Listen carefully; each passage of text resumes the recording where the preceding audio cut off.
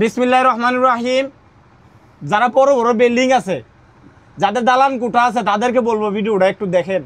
এই যে দেখেন বাবা, এইগুলো খাইয়া কঙ্কাল হয়ে গেছে, কিচ্ছু নাই, শুধু মুখই করা মরিচ দিয়া ওই করছে।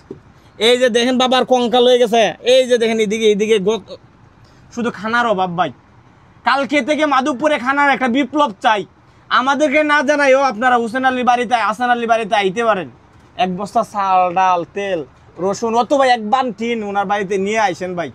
কবরে যাওয়ার আগে যাতে উনি একটা বলতে পারে মাধবপুরের মানুষ আমার পাশে দাঁড়াইছে, বাংলাদেশের মানুষ আমার পাশে দাঁড়াইছে, প্রবাসী ভাইয়েরা আমার পাশে দাঁড়াইছে।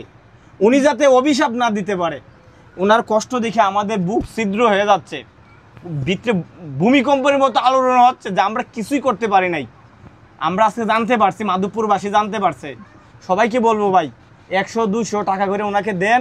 যদি নাও দিতে পারেন, সামর্থ্য না থাকে ভাই, তাহলে একটা কাজ করেন ভাই, ভিডিওটা শেয়ার করেন। আপনার শেয়ারটা যদি সারা দেশে চলে যায়, প্রবাসী ভাইয়েরা কত টাকা খরচ করে, ওনাকে 500 টাকা দিতে মায়া করবে না। শেয়ার করে শুধু মানুষের তো পৌঁছাই দেন, বাকিটা আল্লাহ ব্যবস্থা করে দেবো ইনশাআল্লাহ।